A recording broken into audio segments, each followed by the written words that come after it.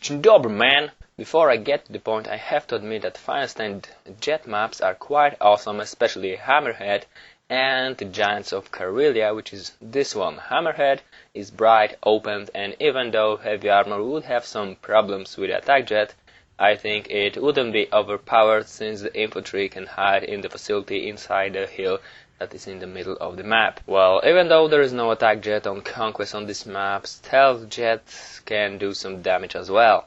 As for the Giants of Karelia, this is really a solid map. It's big. I think it's actually the biggest map in the game. I'm also glad that there is no longer glue in the sky, because you don't have to remember how high you can go on each map before you stuck in the sky, which makes dogfighting easier. The clouds give you a bit of visual protection, but that works both ways, so it's not like jets will dominate the ground, because there is actually a lot of work in the sky with enemy jets and helicopters. Also, it is quite dark, so even when you see a vehicle on your radar, it is actually quite hard to notice it on the map itself. Okay, back to the point, because this is not some air map guide or something. A-10 Thunderbolt, known by its nickname Warthog or Hog. Facts. It had its first flight 10th of May 1972. The plane is quite unique in history of armor power and air design, because it was designed for missions to directly support the ground forces. That fact itself is quite unique because it has never been done before. In order to do that, the plane have to be close to the target and stay close to detect the threats to the infantry in order to take it out. So he has to fly under 300 knots, which is around 555 kilometers per hour or 345 miles per hour, and once he detects his threat, he has to stay real close to turn around and attack it. So the plane had to be very maneuverable, and it had to operate between 200 and 300 knots, which is somewhat around 370 kilometers to 555 kilometers per hour. So Battlefield 4's version is quite close compared with other jets like F-35 in terms of speed. In order to pull it up, it had to have a large wings to get that maneuverability. He needed to have a great visibility from the cockpit, so it means that it had to be very narrow and the nose had to slope down.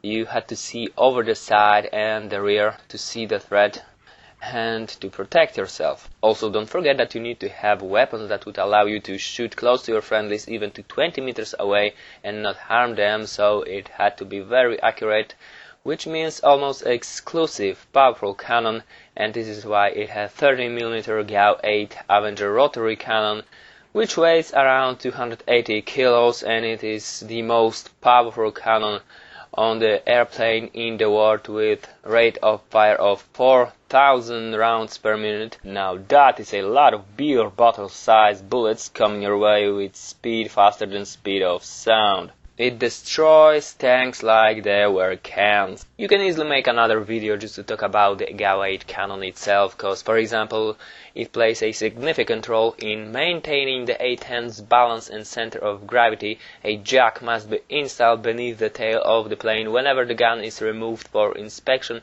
in order to prevent the aircraft from tipping rearwards. The average recoil force of the GAU-8 cannon is 10,000 pounds force, which is slightly more than the output of one of the A-10's two TF-34 engines.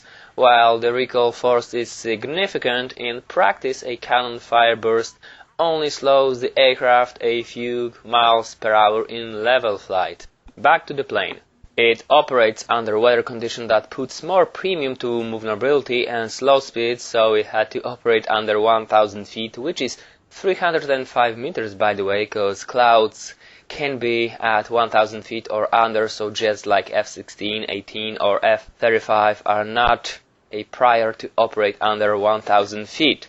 So, since it had to operate under 1000 feet, bad weather, being close to the target, it still need to survive the fire from the ground, because when you are that low you will get hit by rifles, machine guns and so on. So the plane needed to take those hits, because there is no way to fly that low and slow and not take any damage. Trust me, I'm a professional. The pilot has to be protected, so it has a bathtub for the pilot that is protected by titanium armor, which weighs over 500 kilos, very thick front windshield glass, even the side glass is bulletproof, because without the pilot operating, the plane is useless. It has totally redundant controls, so that even if you blew a hole in almost any part of the airplane, tear off any single control, there is another one to replace it, and the second mechanic system, not electric or anything, that is easily to shut down to take the pilot home safely.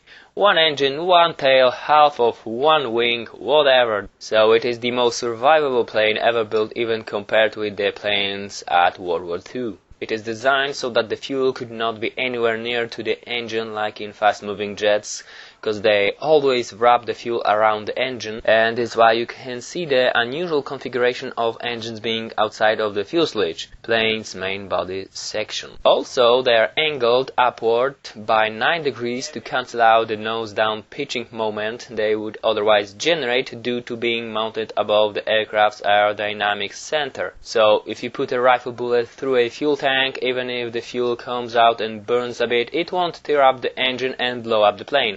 It is able to fly off out of really offshore fields like dirt strips or grass fields and stuff like that, because it has to stay close to its ground troops to bring constant air support.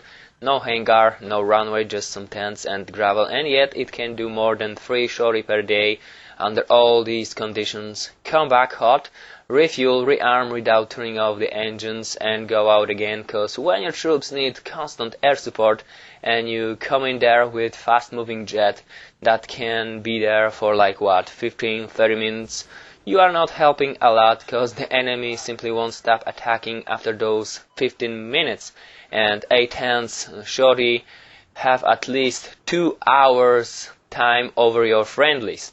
Put all that together and you have the most powerful plane in the world, which, in my opinion, will never be replaced with F-35. That's it from me. Hope you did enjoy the video. In the future I would like to talk a bit about jet flying on each map, main targets, threats, some stunts, because for me personally those maps are quite exciting to fly around. I wish there was air superiority on those maps. Rate, comment, possibly subscribe, and as always, thanks for watching.